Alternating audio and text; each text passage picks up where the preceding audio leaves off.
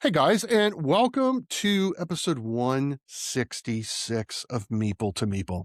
Today's exciting. I am exploring something truly meaningful, the intersection of board gaming and mental health. A very important topic right now for all of us because so many of us, games are not just a hobby, they're a lifeline, they're a safe space, and sometimes they're even a powerful therapeutic tool. Today, I am joined by Luke, who you might know on Instagram as the board game therapist. Not only is he a passionate advocate for using games in therapeutic settings, but he's a licensed mental health counselor and he's a university professional. So he's bringing both heart and some serious knowledge to the conversation today. It is board games are therapy. Luke, thanks for joining. How are you? Gosh, PJ, I couldn't have done a better introduction myself. I am wonderful. It's the start of a new week. Usually that means that we're looking ahead to see like, oh gosh, what's gonna happen? Like the Yeah. Sunday scaries were yesterday, but I'm feeling great. I'm just happy to be here and looking forward to the topic. It's definitely one I'm excited about. I love all things mental health. I love all things board games. So like let's mix it up. Let's chat. I Yeah, love it. absolutely. So we're just coming off of the Easter holiday and, the very beginning of Easter season. We're in the middle of the Easter octave, as it were. And Hmm. just a little bit of housekeeping. Here's the surprise because I've been courting them for a really long time. I desperately want them to be my sponsor on the podcast. And I would like, for those of you who are watching, today I am wearing the Boston Scally, the hair Scally cap that I got from them in honor of Easter. It's one of their new caps from Easter season, and hopefully they'll watch and pick up on it. Be a sponsor Looks for the pretty snazzy. I show. like it. Where can I get one Yeah, of it's those? you can get them at bostonscally.com. Their packaging, they are very efficient. The prices are the same every Scally cap. I've got an 8-panel cap, but they've got a 6-panel. They've got a single panel. They do patchworks. They're doing just some really great caps, flat caps, and you can get those at bostonscally.com. So if Boston Scally is listening, For the people with the larger domes like myself, how does it fit? Does they've it fit got nice? they've Is it got they've they got got the sizes, yeah. And perfect? not only Okay. do they, if you go to their website, not only do you get like let's say extra large, underneath it, it will tell you the centimeter Oh, so so you you can can measure measure it. ahead of time and they fit well. I'm kind of an in between. My head is 60 centimeters. The extra large is 61. The large is 59. So I have to go with the extra large, but I'm pretty Yep. happy with it. Cool. And if you've been Looks watching the good. show, I'm always wearing, almost always, with a few exceptions, I'm always wearing a Boston Scally cap. But I'm really courting them for Easter season, and yeah, It looks good. so there we are. Also, guys, please hit the like and subscribe button. Give me comments. We'll and stay tuned for a great conversation about mental health and how board games are therapy. Luke, I'm going to start with this. How did you get into board games? Like, what was the first board game that got you into the modern hobby? That got me into the modern hobby. I would say so it was around 2015, 2016. A buddy of mine, Tyler, states away. We've been best friends in third grade, but we weren't in close proximity, so we would use Tabletop Simulator to play a bunch of games. And probably around that time is when he introduced me to Scythe. And that was one that I was, or no, not Scythe at that time. That was probably more so 2017 or 2018. But that was probably one of the first where I was like, game is huge. Like, what is, I'm used to playing Sorry, I'm used to playing, Monopoly and all that and Risk, but like, it was monstrous. And then along with that, when he did come to visit, we picked up Aeon's End. And that was my first, like, probably honestly one of my first forays into mental health or not mental health, geez, board games. One of my first forays into deck building as a concept, cooperative play in board games. So it's checking all these different boxes of like, this is what this is what board games can be. This is incredible. He actually hates Aeon's End, so he did me a solid by introducing it to me, but it was actually like the stepping stone into some of the other ones for sure.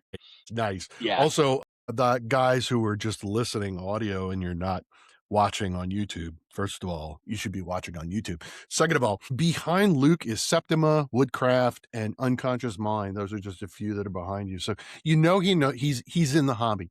He's a hardcore gamer, and we're really thrilled to have you. So you are a mental health professional, licensed, Yes. and all that. You get into gaming. Did board gaming and mental health care, and if I'm saying this wrong, I will trust you to correct me on any of my verbiage. Did it seem like an immediate natural marriage, or did you like talk to me about that process of how you married these two together? Absolutely. Well, it it didn't initially, but coincidentally, around 2015, 2016, when I was getting into the hobby, I was also in my master's program for counselor education at NC State. And so basically the whole process is you get your bachelor's and you go get your master's and then you work a number of hours and then you get licensed and then you accrue some hours again and you get independently licensed for like private practice and things like that where you don't need a supervisor. So I was in my master's program at the time that I was also really getting into board gaming. And so coincidental, but it really, I don't think merged until probably a couple years back when I actually started my Instagram account, board game underscore therapist, where I'm sitting and thinking and, diving a little bit into tabletop RPGs in therapy, which is starting to pick up a lot of traction in our field. Absolutely, yes. Yeah, which is fantastic. I run a group now at NC State, and it's such a blast. So good. I could talk about that for hours. But board games specifically, I'm sitting in like, okay, well, like I play a lot of board games, and I recognize how it's helped me therapeutically and like my mental health and well being, and the ways that I spend time with people feels very different when I'm playing board games than when I'm like I don't know, texting them on my phone or, talking to them online or things like that. And so I started thinking more and more about, well, like how how do designers incorporate mental health aspects of things into board games, right? You think about like social development, you think about communication styles, you think about winning and losing in competition versus cooperation. And so that was really what got my mind turning a little bit more of okay, like how can I marry that with individual sessions or how can I marry that with group therapy and what does that look like or what could that look like? So that's kind of where the two started to mesh together a little bit just a couple years ago. So currently I'm so excited. I'm building my library at NC State. I'm just bringing in games from here behind me. Not quite Woodcraft, not quite Septima or Unconscious Mind, but bringing a couple in. I actually just got a copy of Sorrows from Tangerine Games, and I'm bringing that in. So it'll be a good like group trick taking competitive game. So that's kind of where I'm at with it. Okay. So let's talk a minute about, and we touched on this, you and I, yesterday before Yeah. the recording, or maybe it was the day before, whatever. So recently, and part of my motivation for having you on is our good friend Dennis, the ordinary board gamer, kind of had an experience where he posted that he had sold a copy of Brass Birmingham, Mm, uh, but he had never played it. And someone had posted in the comments that he's not a real gamer because he sold a game he didn't play. This is all and it got out of hand. I mean, the comments went back and forth. It was ridiculous, right? Now, this is contingent upon, because then there became this argument about facts and opinions. And I think that a fallacy that this individual, the bullier, I don't know, the was that Brass Birmingham is currently the number one ranked game on Board Game Geek. And I think the fallacy is this: BGG is not objective, and it's not a standard or an authority. mm. Now, does that means that, okay, of course I check BGG for ranking and Right. information. It is Yep. an amazing Yep. database that gives us access to the information we need about board games. The ranking, though, is subjective. Therefore, it Exactly. is, and it's constantly in a state of flux. So although I did not post any comments, my comment to this guy, this individual, would be, "Hey, Gloomhaven was number 1 for a really long time. Before that, it was Twilight Struggle, so this Yep. shouldn't matter." Okay, so why are we talking about this?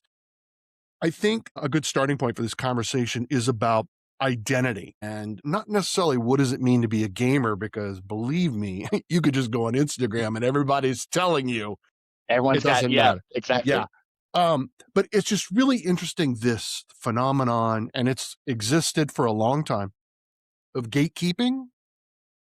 Um, and it doesn't seem to be very constructive. And I really wanted to get both your opinion as a gamer, but more importantly, your opinion as a professional, licensed therapist who could speak to this identity attack. I don't know if that's the right word. Yes.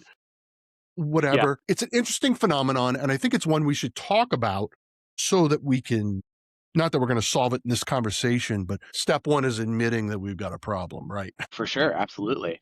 Yeah. So I'll trying to think through how I want to specifically respond to this, and I'll go therapeutic approach No. last.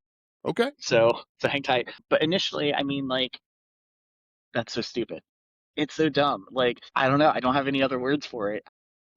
And we see it in every hobby, right? Like Yeah, we see we it do. in gatekeeping in every field, whether it's sports or gaming, online. Oh gosh, video games. I played League of Legends before I got really into board gaming, and talk about gatekeeping. Like, my gosh, it was terrible. And so yeah, we see it in so many different fields, and it's really unfortunate that there are these people who push others out instead of inviting in, because then that's what makes the hobby so niche, right? We have a stereotype of World of Warcraft players from the 90s and early 2000s, and it stayed that way because people were jerks and people weren't including other people, and there wasn't good representation and diverse representation. And so it almost like was a thing that beget itself. Like, they people wouldn't invite people in, they would exclude, meaning this hobby population stayed roughly the same. And then that just reinforces this idea, this internalization, right, of this hobby is mine. It is only for me. And if you don't meet these metrics, sorry, you can't join. Sometimes that's related to identity, sometimes that's related to hitting some arbitrary expectation. In this case it sounded like, yeah, selling, you said it was Brass Birmingham, right? It was, yeah. Yeah. I think I've played once, years ago. And you're right, like Gloomhaven is kind of also what came to mind, because that I remember that being at the top. I've never played Gloomhaven, and I don't care to. And most people I see now and know now don't care to. Yeah. It fluctuates, and it, Right. and there's, you see the people who are like, oh well, you're just a casual gamer because you play, I don't know, Knitting Circle and Calico versus your Twilight Imperium fourth edition. So I think I always go back to when I used to be into running.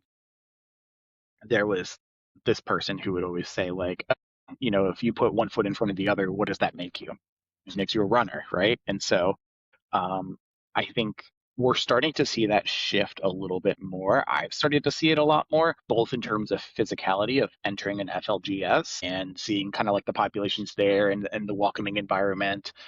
I'm seeing it online on Instagram. I'm seeing it, in communities and in discussions. I'm seeing it in the representation of games that, you know, things are starting to shift. We're seeing that huge shift, which then when something like this happens, it makes it like super, super Mhm. glaring. And it's like, what are you doing? Get with the program. Like, why are you trying to gatekeep this? It's Right, ridiculous. right. So, I wanna get your thoughts on this, because I think here's what I find not hypocritical. These 2 forces are at odds. On one hand, you've got this gatekeeping, this phenomenon that this hobby is for me or only people who look like me. But at the same time, these same individuals are like, why don't more people come into the hobby? Why doesn't the hobby grow? And they will argue that they want the hobby to grow. I don't, I get, how do you Yeah. explain that? How do you explain that? It's a really Right. good question. No, but I mean, and it's true. Like there's kind of like this virtue signaling of I want the hobby to grow and everyone's welcome, but then you see the way that they talk about other people, not just in gaming, but in general. You see the biases that come up. You see the types of games they gravitate towards and who they invite to the table to play those games based on assumptions there, and I do it to an extent with um, like my nieces and nephews who I think are like too young to understand this game, and then they come and they like totally beat my butt at like all of it. It's just Yeah, ridiculous. absolutely. Like my nephew, I taught him patchwork, and I'm like, he's not gonna understand patchwork. I mean, it's relatively simple, but like he's like 10, he's not gonna do it. And he played a couple times and he caught on quick. And then I visited him the next year and he beat me every time. So I'm like, okay, I don't know. I got to throw assumptions out the window. People are going to surprise you, definitely. But there is also just kind of thinking on it and processing here. There is almost this like claimed ownership of a thing. And we see that a lot in like geek and nerd culture where, you have the stereotypical like, and I'll actually just kind of use myself as an example, like cis white man growing up, like super into anime, super into video games, super into all the things that like stereotypically would like kind of get me bullied, right? Like and picked on and like, oh, like what a nerd, things like that. Super into Weird Al and like all these kinds of things. And so, but now we're seeing this shift where like everyone's into anime and everyone's into board games and and it's just like expanding. And I think when you have this internalized, like, I don't know, like being beaten down and that message of like, oh, you like these things, that makes you a loser, and you're internalizing that, there almost is this like resentment and bitterness of like, how dare you now like the thing that I got picked on as a kid or that I got picked on going back whenever. And I think some of that can come out for a lot of folks who are trying to gatekeep even unintentionally, and especially if it's someone who doesn't like look like a gamer, so to speak. And does that make it right? Absolutely not. But I think there can be a little bit of that internalization that kind of shows itself there when people get a little triggered about people coming into the hobby. Sure. I kind of just listening to you there, I kind of identify. I saw myself in some of your comments. I have thought to myself, and it's particularly when I'm at these big conventions, I'm like, wow, I look at the people around me, right? And I'm Mhm. like, you know, these people, when I was in high school in the early geek culture, these people would never have talked to me. And now they're at the same event that I am. Yeah. And my immediate emotional gut reaction is, "How dare they?" But I quickly, you know, pivot, and then I'm like, "Wow, that's really great." So my question to you is, so what advice do you have to someone who may be struggling with those very feelings, but they want to do the right thing? Like, how do you process it? How do you deal with it? What are your thoughts? A joke slash serious answer and then an Sure. actual serious answer. The Okay. joke slash serious answer is go to therapy. That's what I'm here. Like just go to therapy. But that also kind of translates then to my serious answer, which is talk it out. Like find a person who you feel like you actually can trust. That can be a therapist, that can be a pastor, that can be a friend or a family member or a coworker, and really name that, right? Like name the fact that you're like, hey, I'm having these feelings come up. I saw Derek at this convention and like that guy was a total jerk to me. Like, what's he doing there? Like, he's in the games now? What a poser. And I think as you say these things out loud, you start to then hear yourself a little bit. I have a lot of clients in session who will say a thing, usually like something that's self deprecating or something that's like really realistic. And then as soon as they say it, they're like, that doesn't sound right. Or that doesn't sound good. And we kind of sit in the silence with it, right? And that's because we as humans, when we learn, we are visual learners, we're auditory learners, right? Like that's why it's so good writing notes. That's why it's so good hearing things said back to you. That's just how we process information. And so if you can say these things out loud and acknowledge, hey, I'm having these biases, or hey, I'm having this uncomfortable feeling when I go into NFLGS and I'm playing with people and I have like I don't know, some gatekeeping tendencies there, you can really kind of check yourself on that one. And someone else can check you too. I think there's so much of a backlash, especially online, of like, how dare you gatekeep and like, we don't want you if you're going to be this way and things like that, which, I say that like being so for real. And how do we meet and kind of let this like validate that person's feelings, right? Of like I'm gatekeeping because of these things that are coming up for me, and don't gatekeep. Like Right, everyone can right, be here, and let's call in and let's make sure everyone has a seat at the table, kind of a thing, kind of mentality.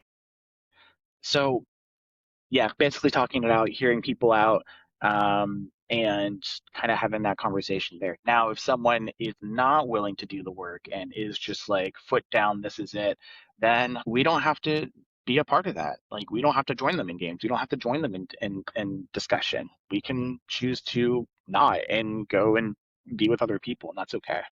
right. So, for everyone who's listening and they can't just all go to therapy in the moment because they're too busy listening to this conversation. Right.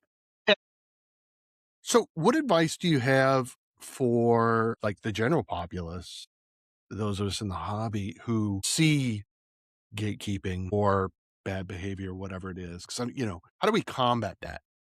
You have any like general advice to anyone who's really wants to make things better and be proactive rather than just kind of quiet? Yeah, we're seeing this a lot more as far as just creating the events that you want to see, right? Like if you're wanting to like do the opposite of gatekeeping, that would just be hosting more events. That would be inviting everyone in. That would be if you're going to a convention, start a group chat with people. I taught Luthier twice in one weekend at Tantrum Con because there were two separate groups of people who really wanted to play and their timing just didn't line up. So I'm like, let's do it. I will play that game twice. That's okay, and it's just to make sure people have a good time. And that doesn't just mean, hey, um, let's set up an event and I'll just kind of sit there.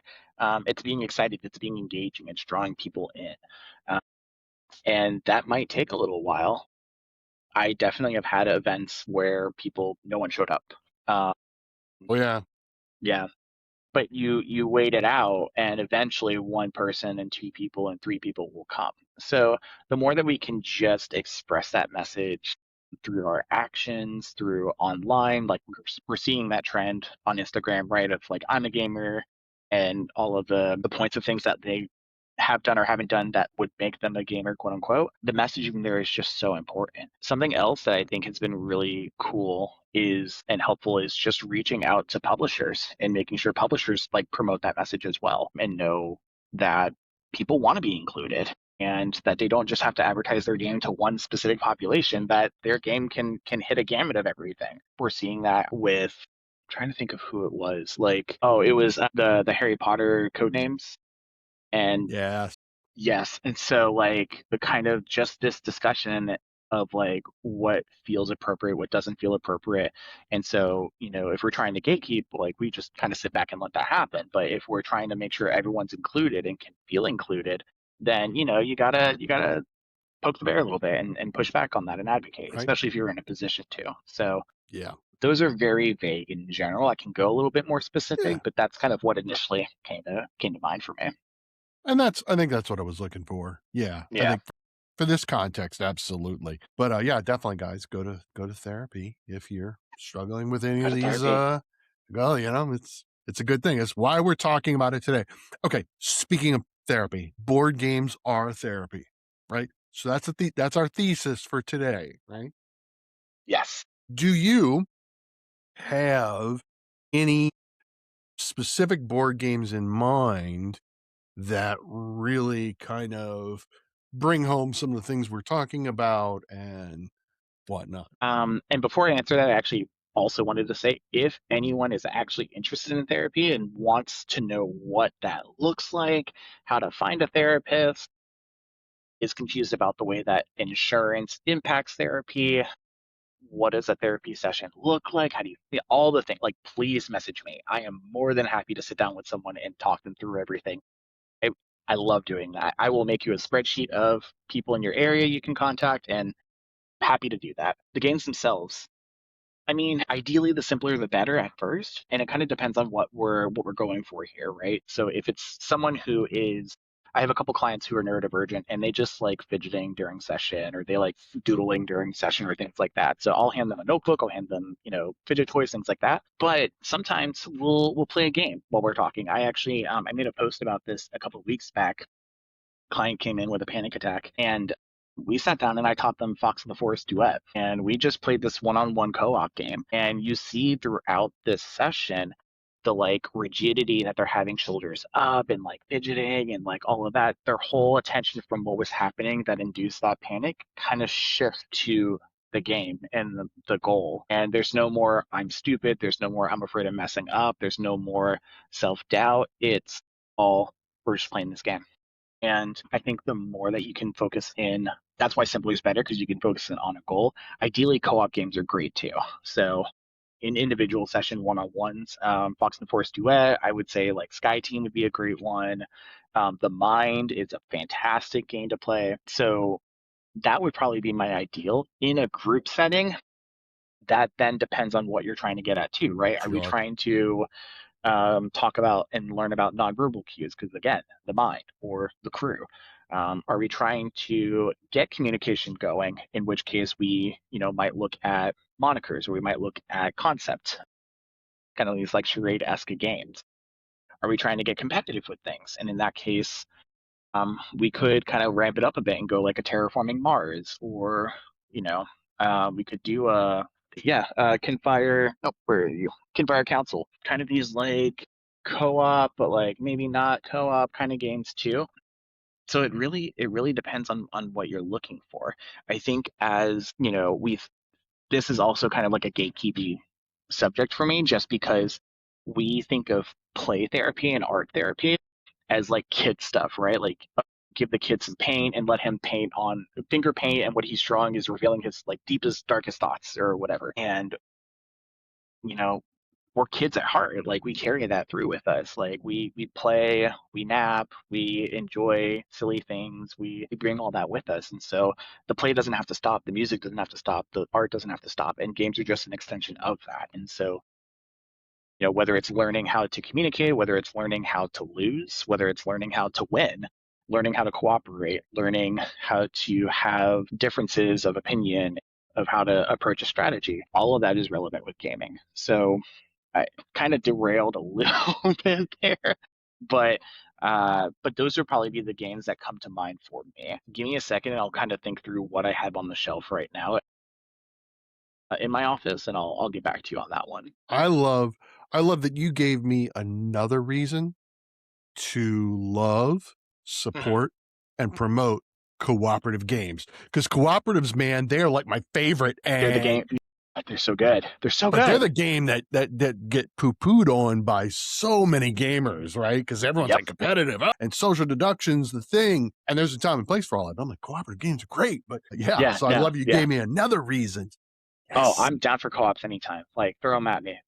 I My partner and I, love we good love co-op. playing. We love playing Kinfire Delve, and we're doing Kinfire Chronicles right now, Nightfall, which I know is one of Dana's favorite games, Mhm. and she's 100% right. That game's fantastic. It's so good. My wife and I have just experienced Delve, and Okay. we enjoy that mechanic. We've been playing Delve. We're really enjoying that. And I'm really wanting to get into either Council or Chronicles because everybody's talking about it, and I feel like I'm left out. And now I know the hype is real. It's worthy. Yeah, it's Delve is good. I like it with the bonus, the are you supporting me kind of mentality of it. These dogs, I am so sorry.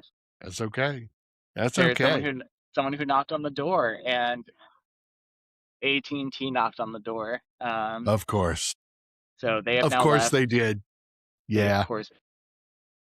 That's okay. All right, I'm sorry. Give That's me okay. one No, quick it's second. it's totally fine. It is totally fine. Like I said, the automated intelligence will pick up on this, which is why I'm talking about it to help Yeah, it. And it's gonna be like, do you want to cut this out? We'll cut it out. It'll be you're gonna be great. like, yes, please, yes, Yeah, please. it'll be totally fine. But yeah, so one of the other things, so that, again, thank you for giving me another reason to promote cooperatives. But we experience this all the time, right? We tell someone who's not into the hobby that we enjoy board games, and you get one of two reactions, right? You mean like Monopoly, right? We hear that all the time. Or board games are just for kids. Exactly. And okay, yes, It but can be. no, both and, right? It's both and. Exactly. Yeah, it's really interesting, and we all experience that across the hobby from people not out from outside the hobby, and then I'm like, "Well, let me teach you this game," and boom. Right, and find out. I had a friend who, I got them into the hobby, and I was like, board games are so great. Like the art is so cute and pretty and like beautiful, and they're like, how can a board game be beautiful? And then I showed them Bunny Kingdom, and they're like, oh my gosh, like you're right, this game is cute. Like I love this. And even like one of actually going back to your first question, one of the first games that I played in modern board gaming was Fuse. I went to a meetup at an FLGS and like the OG Fuse and just kind of stacking these dice and trying to get them in the rush of it all and playing, and it's just like it mixed like a party aspect or element to like really strategic thinking because you're like who's taking which dice when.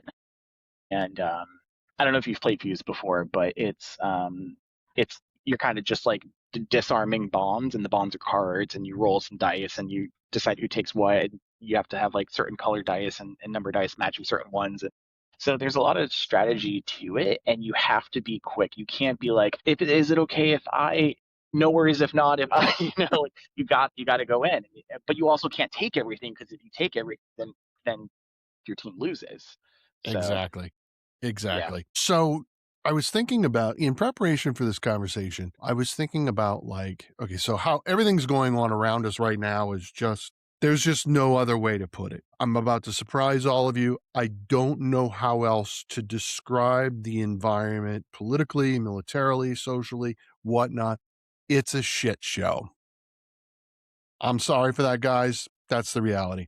So, how do we cope with that?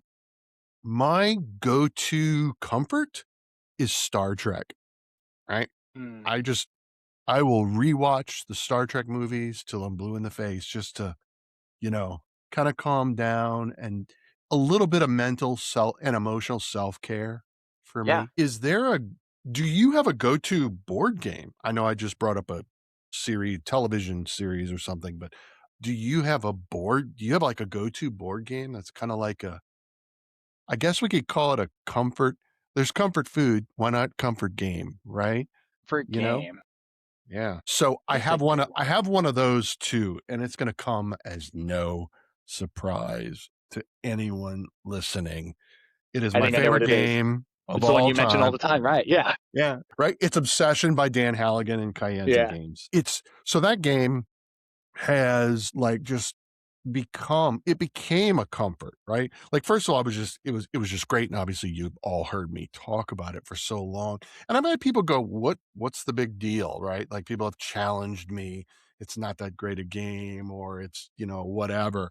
But it's become a comfort. And it's the only game that I play solo because Mm. I don't play solo games, but I didn't think I didn't know you could play that solo. absolutely. Yep. And it came in the base game. I think the thing that's so appealing to me about the solo variation to the game is you take your turn and then you roll a d20, and then based on the dice roll, this is the thing that happens. And it can be simple as remove Okay. tiles from the market, and that's it. You don't have to control your opponent. There's no automata with a deck of cards or tiles that you have to flip that Stonemeyer has made popular. It's just take your turn, roll a d20, do that thing, and then take your Mm. turn again. So it's very comforting to me. It really is that warm blanket. And I was just wondering if you had a game that was kind of a comfort game for you amidst all Yeah. the chaos. I'm looking over here because I've got another shelf like across the living room over there. Aeon's End, going back to that one. Okay. And sentimentality to it, right? Like it's one of the Mm, first co-op games, deck builders, and modern board games I played. And there's just something about like, so I'll play that one solo, and I'll two hand mages, and just randomizing like what are your mages, what are your markets, what enemy are you fighting? It's different every time, and there's just something about the like focus in on the strategy of it that takes my mind away from literally everything else, and it's just so good. I know there's like a hot debate around like the best deck builder. Think I don't know. I think Aeon Zen takes it, but actually also kind of what I'm playing right now. and I know Dana's mentioned this one too, but Cozy Sticker Reel has been like one that I don't think I don't know if I'll go back to it after we play it the second time, but I've enjoyed that game so much. If you haven't played it, no. So it's like Stardew Valley, the video game, but like as a board game, which I know they have their own board game, but but you're just it's just these little scenarios, and you're making choices, and you're taking stickers and putting them on a board, and you're building your village, and there's little characters, and they get personalities to them, and it's just I don't know. It's just really, really fun and really great. So I will play it while my wife works on pottery, and we'll just kind of answer the questions together. And it's also an activity we do together, even though I'm the one doing all the stickers and the choices and things like that. So that's been a more recent one, but the fallback for sure is Aeon's End. Aeon's End, yeah.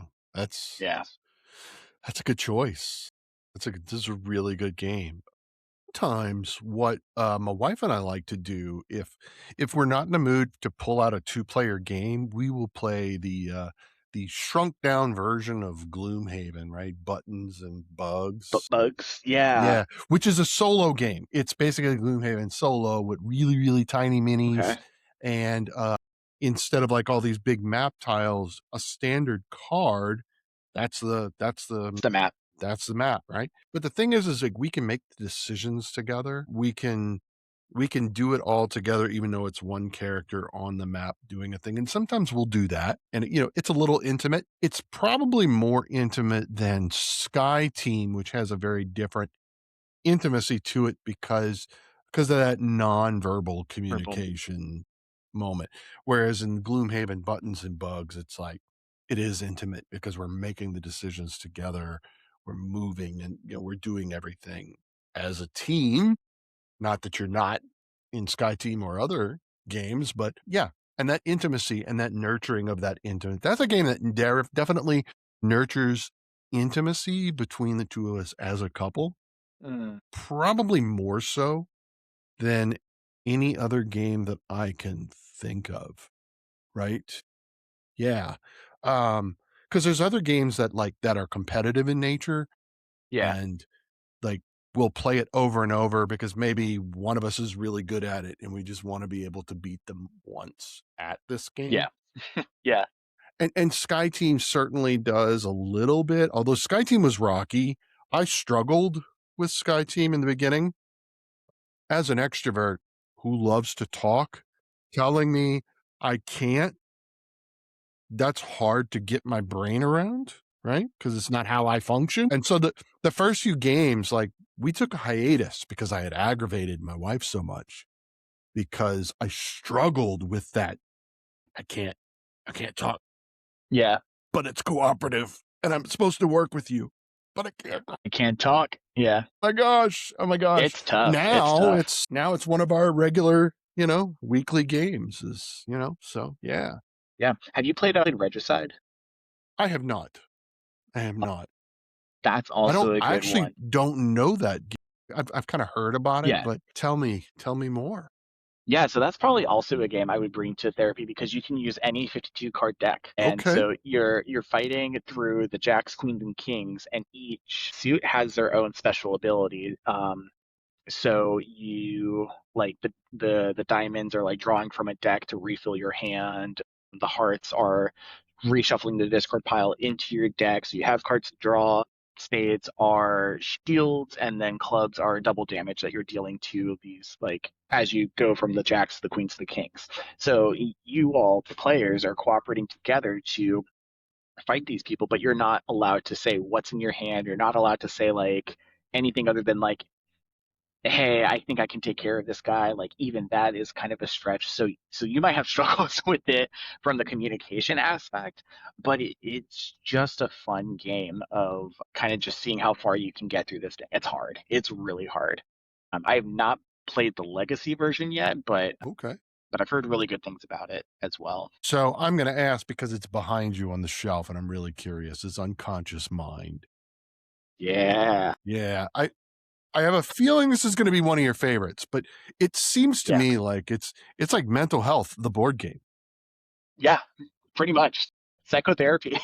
Yeah, tell me about the game and tell me your thoughts on the game and why I should or should not play it. Yeah. So, Unconscious Mind is basically you are playing as one of four actual historical psychotherapists, young Adler, forgetting the other two at the moment, but essentially you're Freud's proteges. You're following him around Vienna. Okay. Okay. There's like sort of mini games to it, kind of like if you've played Endless Winter and there's like different components of like maps and things like that, or boards rather. But one of your actions you can take is treating a client. So you'll get clients into your office and you'll heal them for points and passives and end game scoring conditions. One of the things you can do is take an action on this table that's like it's almost like a coffee table. It's the meeting of the minds, and depending on your action selection is with a little thought bubble, and depending on where your thought bubble's pointing is the action that you're going to take. So there's like a little bit of like take that, not take that, but like I'm going to block you out of taking an action by putting my thing there. So it's an interesting mix of like there's contract fulfillment, there's action selection, there's resource management. Because I didn't even get into the fact that like as you're doing all these different actions and things like that, you're spending one of three types of resources. So red, green, and purple. And they're representing different aspects of the mind. So like passion and intelligence and virtue, right? And then each of those resources have like levels to them. So like minor, median, and major levels. So you're spending like a major passion to treat a client and getting him down to like where he's therapeutically healed. He has no more grief, and now you have this cool passive for when you do X you get Y. So it's, from my opinion, it gels together really well. It has a high rules overhead. Paul Groman does a really great job with his video of explaining all the rules, and it's very thematic and very fun, but it is a lot. So, and it is a huge table hog. Like it's taking up a Mm, whole table, no questions, ifs, ands, or buts about it, right? So I would say if you're looking for like a good 3 hour experience, everyone's all in on it, like a pretty good crunchy, I would say mid to heavy game. Like I would recommend it. I love it. I love that game. Anytime someone's like, "Hey, can we play Unconscious Mind?" I'm for it. It doesn't happen often, which is why I'm so sad about it. But I love it. I think it plays best probably at three. Four might be a little bit too big. Two would probably be just fine, totally fine. But three is probably like the limit there. And I did struggle playing it solo. okay. So solo, you are kind of automating Freud and what he's doing on the board as well. And it feels like a lot to manage just because of the table presence and everything like that. But I think Fantasia Games did a great job with the mechanics, and then of course like Andrew Bodgley and was it Ian Vincent Dutrait doing the art together. Fantastic. The art Hmm. is like top notch in this game. It's so beautiful.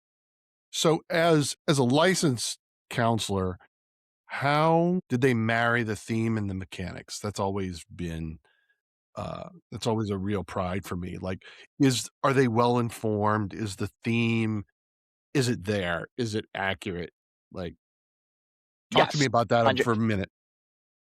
Yeah, so the themes that they incorporate are basically, again, Vienna and I think like the 50s ish, if you will. They incorporate Freud, they incorporate all of the historical figures. They give a good context in the beginning of the rule book of like, hey, this is kind of what's happening here. I don't think there's really any historical liberties that they've taken. It all kind of makes sense.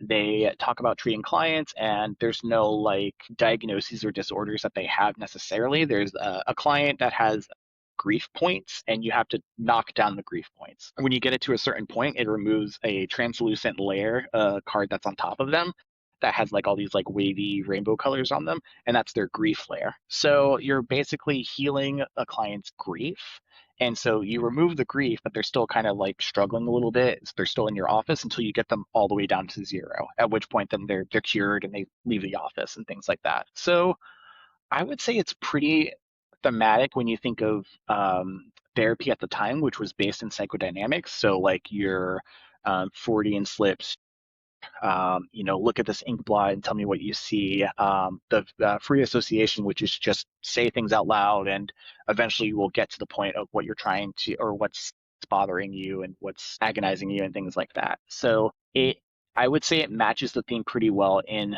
the healing clients aspect. The action selection totally makes sense. You know, you're sitting at this table and talking ideas, and the ideas are your actions themselves. So that totally makes sense. You have like a bonus resource called coffee. It's just coffee. I don't know why I said called coffee.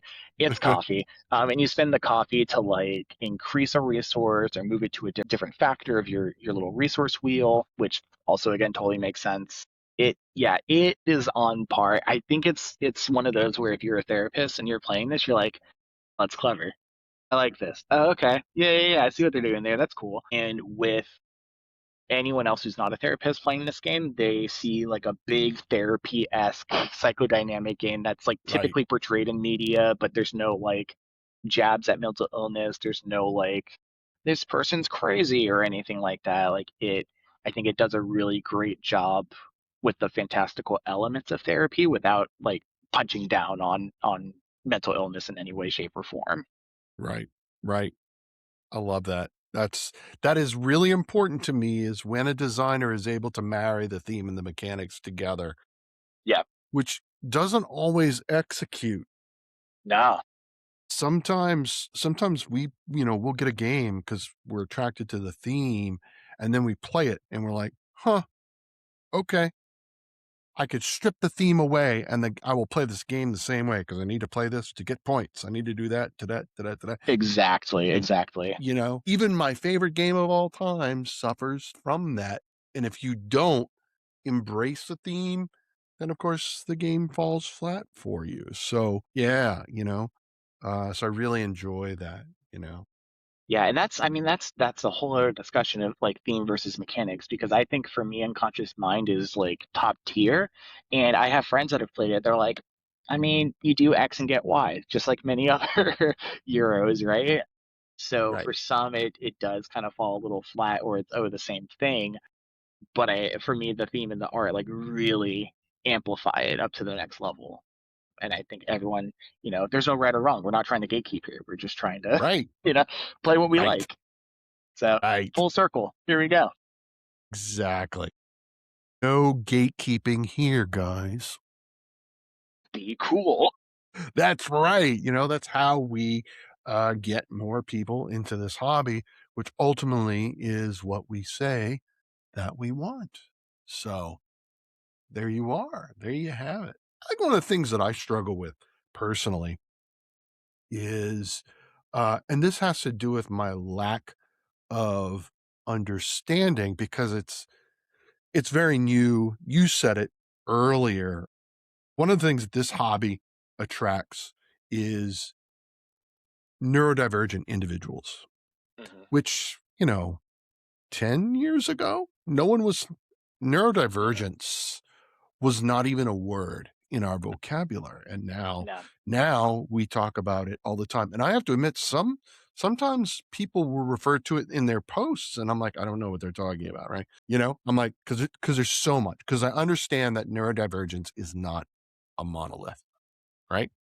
There's so many yeah, huge spectrum. The big struggle for me is it's I'm an extrovert who is neurotypical, is that the right word? Neurotypical? I am not neurodivergent. I don't man, whatever. And so, I don't know why this still surprises me is when I'm with a group of gamers and I encounter neurodivergent individuals Hmm. wherever they are on the spectrum, and I get surprised by it. Like, all gamers should be extroverted, neurotypical, like in this is all in my head, by the way, guys. Sure, This sure, is all sure. in my head. It's like I will see someone behave a certain or display a certain behavior, and I'll be like, whoa, wait a minute. Whoa, wait a minute. Right. Back and Yeah, this you got whole to back and back it forth. up. Yeah. Constantly. And I'm still surprised. I still have this reaction. I'm like, what? And I've only been a gamer for, 40, 40 or more years. Yeah, right. I mean, I'm going to Yeah. be 51 in a month or so. And so, Happy early birthday, man. yeah, thank you. Thank you. I've been at this for a while Yeah. and yet I'm still surprised by people's behavior that I should not be surprised surprised, not really surprised. I don't know. Yeah. Sometimes it's sometimes it's I just have to constantly remind myself. I think the frustrating thing for me is that I have to remind myself of the same thing over and over.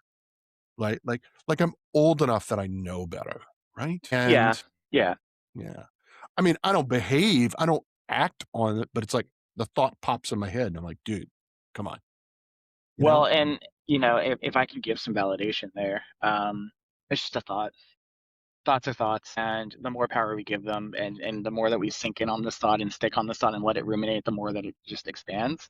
So like the shoulds are always so rough with people. Like I should know better, or I should behave better, or I shouldn't think this way, or whatever. And you can argue that semantics all day, but ultimately the fact that you're aware of this, I mean, says so much more than so many other people.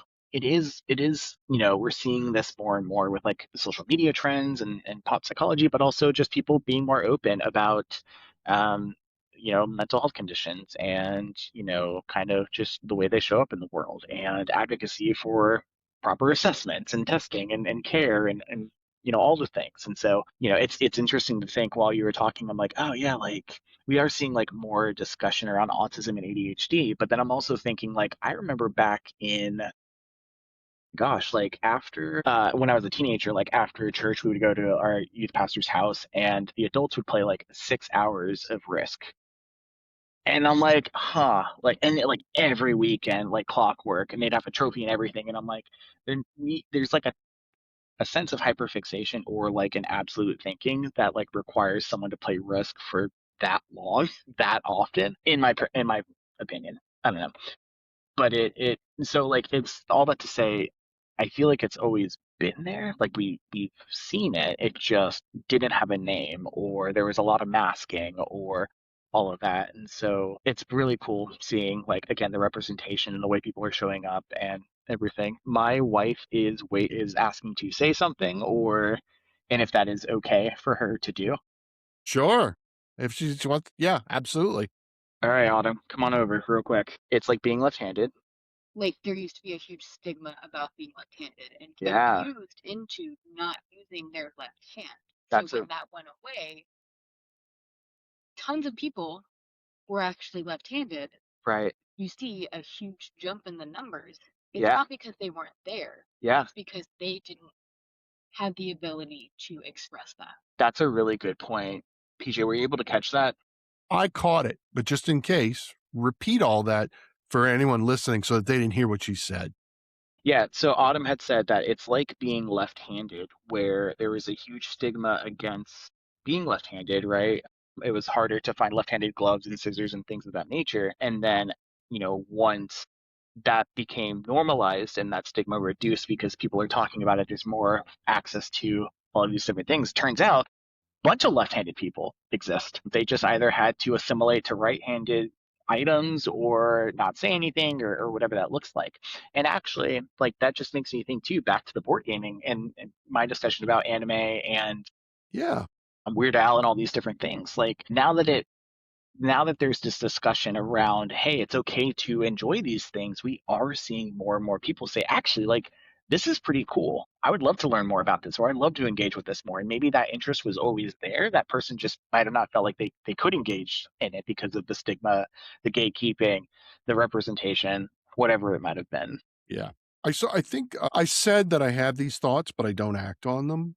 That's not entirely true because this podcast is an action and a behavior that is mostly motivated by these thoughts that I have. It's so important. It is so Yeah. important to me.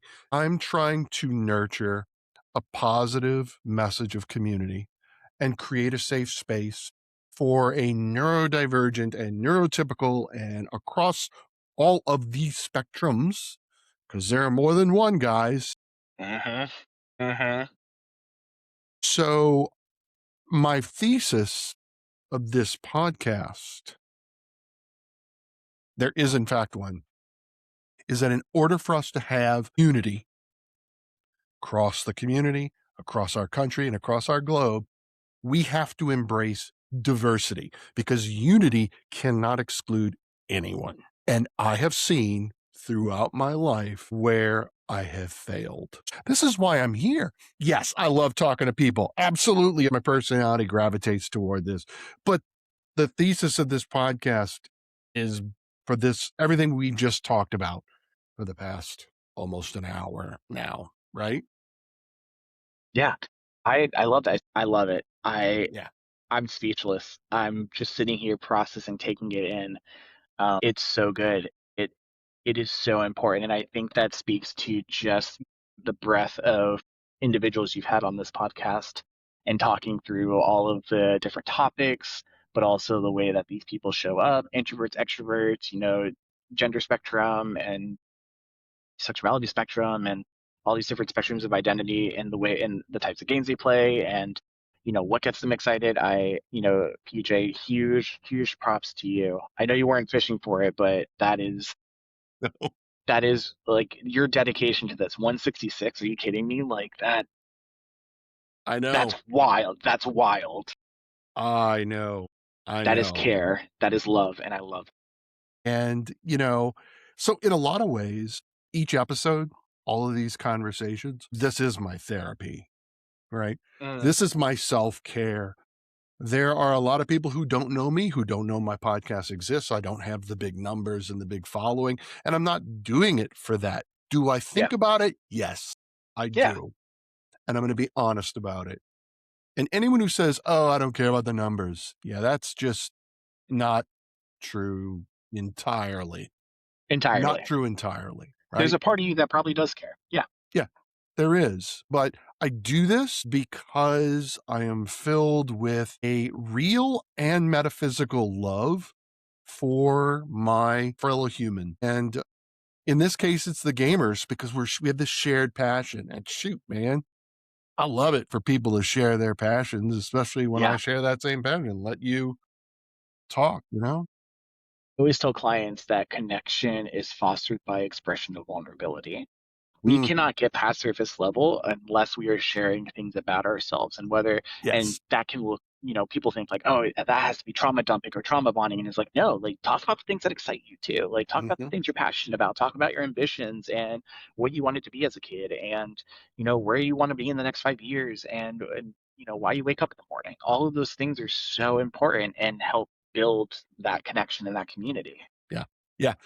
You recently posted a reel about that very thing that I watched just before we started recording. It was all about vulnerability and how that nurtures connection. And I could not agree Mm. more. If you go back and listen to, I talk about vulnerability a lot with my first time designers. I always ask them the question about how easy or difficult it was for them to be vulnerable when they Mm. put their game up in the playtesting phase, right? Because, Whew. yeah, right. Whew, man, you know better than I do is scary. It's Yeah. very scary. Although I'm saying it, I actually don't believe it. I think vulnerability is easy, but that's just because it comes easy to me. But, it was probably scary when I was 12, but at 51, I'm like, let's go. Well, and that's what makes board games so easy too, right? Or so helpful Right. with it because it lowers the stakes of everything. Like if it's a co-op and you have to make a choice, where am I putting that die on the plane? I'm being vulnerable in that. I'm making a call that might be wrong, and I have to Yeah. accept that. And Yeah.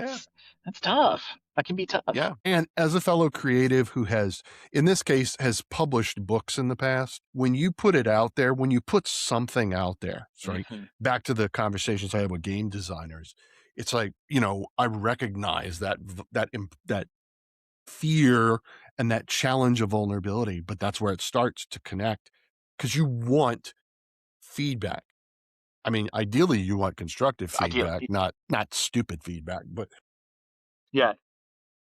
but because one of the things I struggle with is that there's an absence of feedback that I get on this podcast. If I'm going to be real for a minute, Mm, comments in on YouTube, on TikTok, on Instagram, on Spotify, there aren't a lot of comments. There are some episodes that do generate a lot of comments, and some folks have made some suggestions about, right. well, here's how you get more comments. Those comments I crave because I Yeah. need feedback. Yeah. because otherwise all I What have are are you doing? numbers to figure out whether people are listening or not, which is really the question, so that we can talk about these things. So yeah, I need feedback, and I understand that importance of getting feedbacks. I bet. Yeah, I it's really bet. interesting. It's really Huh. interesting. Yeah. So yeah.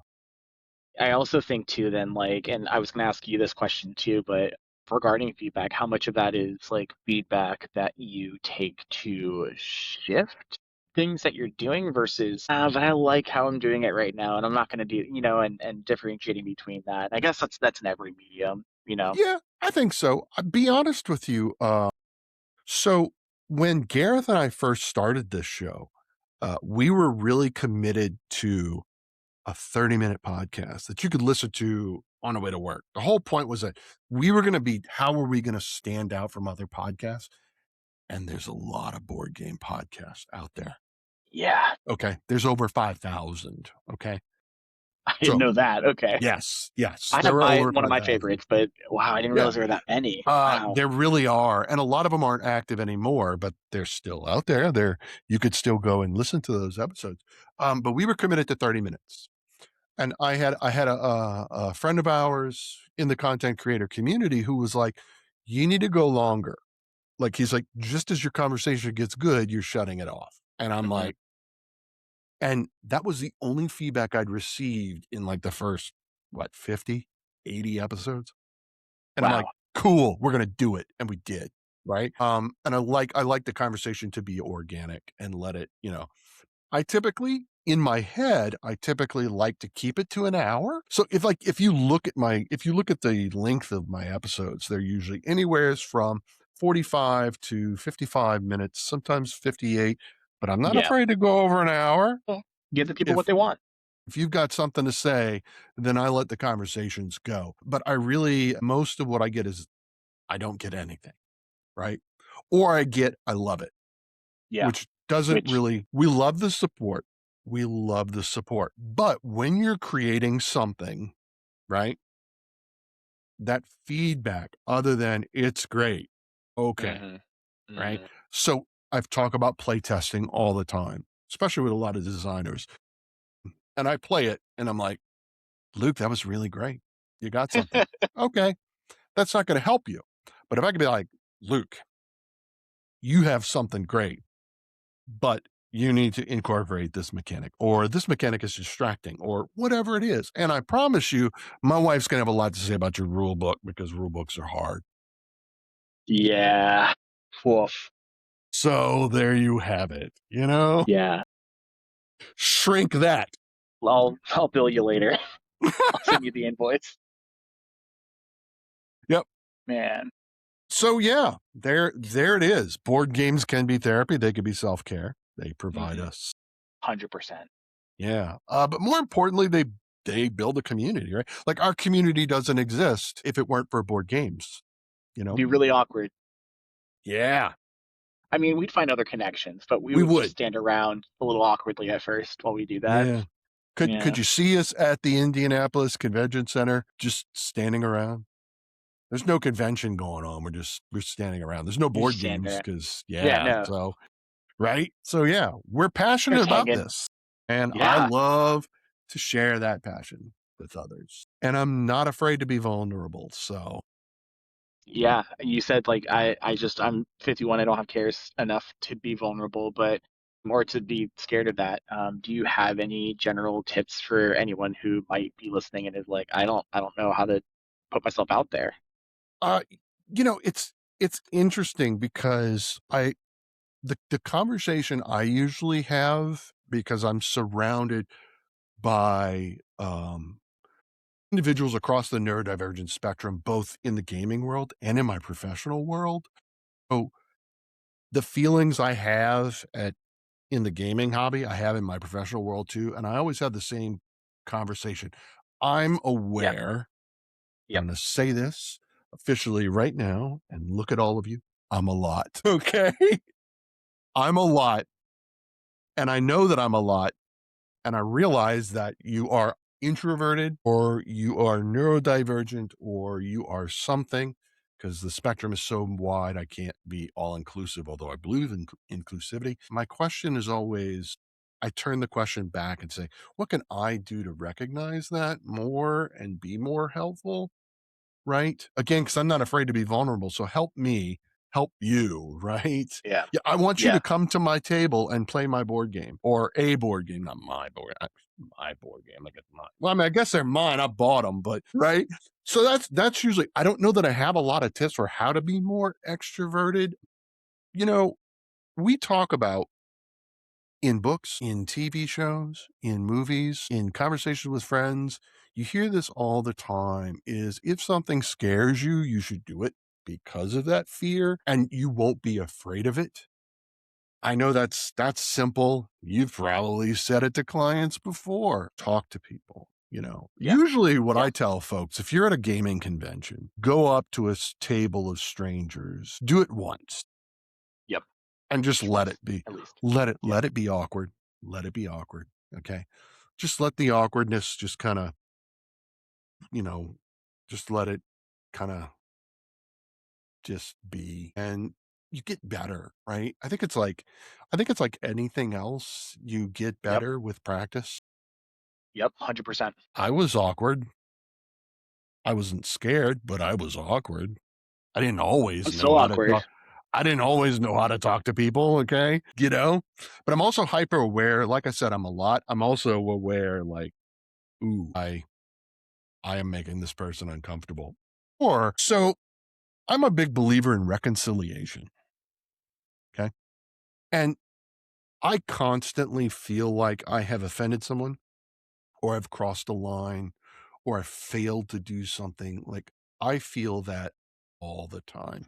Okay. And that's a me problem. Yeah. That's a me problem. Yeah. But when I learned that I did actually upset someone or hurt someone's feelings or failed to do a thing and I didn't realize it, okay, here's the thing. And this goes back to extroversion, right? This is why it's important to be vulnerable and and share yourself with others and make those connections is because if someone wrongs you, and wrong you is kind of a strong word, but if Subjective, someone but yeah, wrongs you, if you don't make them aware of that fact, you are robbing both yourself and the other person of the opportunity for reconciliation, 100%. you know? We're not mind readers. We can't fix a thing if we don't know the thing's broken. Yes. And that is a really good point. I tell that to clients, and on the kind of adjacent to that, a client who might say like, I really struggle to reach out to people. I don't want to be a burden. They got enough going on. My thing's not a big deal. All of the things in one, right? And so I'll typically ask like, okay, when you do something nice for someone, like you get them a gift and they get really excited, like how do you feel about that? Like, oh, I love it. Like I love when they enjoy the thing I gave them or the favor I did for them. I'm like, cool, because there's a part of us that does it a little selfishly, which isn't a bad thing. Like we like to feel good because we help the people we care about. And they're like, oh yeah, like that totally makes sense. I'm like, cool. Why wouldn't you give someone else the opportunity to feel good by helping you? Yeah. And Yeah. that usually kind of gives them a pause for a second. And I'm like, and granted, they might say no, they might say they can't, or they might say they don't want to, or whatever that might look like. But you're putting no in their mouths, and people can surprise you. Mm-hmm. Yeah. Yes. Yeah. So that's So fun. that's fun. That's therapy, Yeah. baby. There you go. See, there it is. There it And is. what better therapy than board games? I mean, come on. Tell you. Come on. Come on. So good. Luke, thank you so very Yes. much for your time, for your willingness to be vulnerable and share your thoughts with me today and with all of my viewers. I Oh my really gosh, BJ. enjoyed this. This is It's been great. so fun. It's been a blast. Like I'm looking at the time and I'm like, how has it been this long already? Like I feel like we Mhm. just got started. Let's make it longer next time. But go more. It's yeah, I could talk board games for hours. I could talk therapy for hours. And again, you just make things feel so comfortable Thank and you. organic. And it's just been a pleasure. Yeah. And Well, thank you. I really appreciate you having me on and just chatting. Thanks. Thanks, guys. Listen, again, like and subscribe. Hey, comment. Here's a question for all of you. What is your comfort board game? That one board game that brings you comfort. Post them in the comments on whatever Yeah. platform you're listening on and let us know. And we would love to hear that from you and share those conversations because it's all about connection and vulnerability. As always, be kind to each other and let's play more games.